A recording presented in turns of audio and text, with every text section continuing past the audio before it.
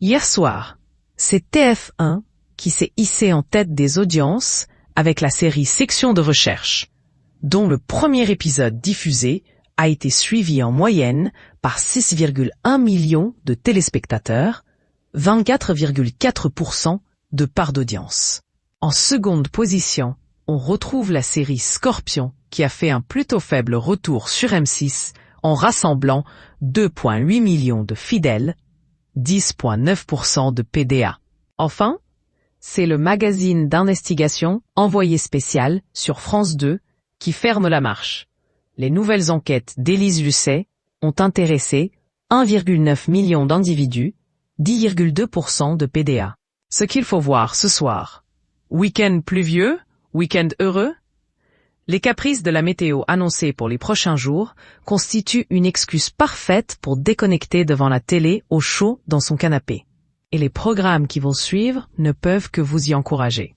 Vendredi en seconde partie de soirée, vous retrouverez l'excellent Sugarman, retraçant le parcours d'un monument du rock et folk américain, Sixto Rodriguez. Cette œuvre de Malik Benjeloul a remporté en 2013 l'Oscar du meilleur film documentaire.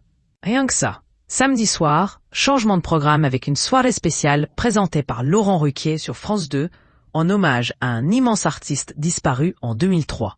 On a tous quelque chose en nous, de Joriane, reviendra sur la vie de cet homme d'exception en compagnie de nombreux invités.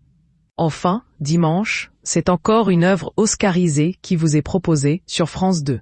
Le drame historique Argo de Ben Affleck a remporté l'Oscar du meilleur film, du meilleur scénario adapté et du meilleur montage en 2013.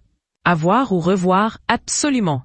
Bon week-end télé à tous. Synopsis. Au début des années 70, Sixto Rodriguez enregistre 2 albums sur un label de Motown. C'est un échec, à tel point qu'on raconte qu'il se serait suicidé sur scène. Plus personne n'entendit parler de Rodriguez, sauf en Afrique du Sud, ou sans qu'il le sache.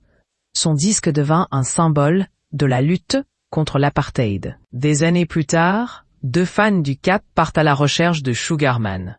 Ce qu'ils découvrent est une histoire faite de surprises, d'émotions et d'inspiration. Synopsis, disparu en 2003, Jean-Yann, tour à tour acteur, humoriste, chanteur, réalisateur, auteur, homme de télévision, de radio, de cinéma et de spectacle, a marqué et influencé plusieurs générations. Laurent Ruquier est entouré de nombreux invités, dont Laurent Baffy, Georges Belair, Frédéric Beigbeder, Jean-Marie Bigard, Daniel Evenou, Françoise Fadian, ou encore Alex Vizorek, revient sur les grandes étapes de sa carrière, les moments cultes de télévision et de cinéma, comme Tout le monde il est beau, Tout le monde il est gentil, ou 2 heures moins le quart avant Jésus-Christ. C'est aussi l'occasion de découvrir les facettes les moins connues de sa personnalité. Synopsis. Le 4 novembre 1979, au summum de la révolution iranienne, des militants envahissent l'ambassade américaine de Téhéran et prennent 52 Américains en otage. Mais au milieu du chaos, 6 Américains réussissent à s'échapper et à se réfugier au domicile de l'ambassadeur canadien.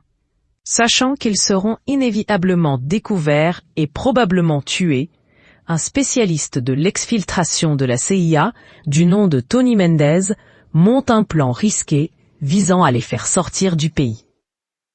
Un plan si incroyable qu'il ne pourrait exister qu'au cinéma.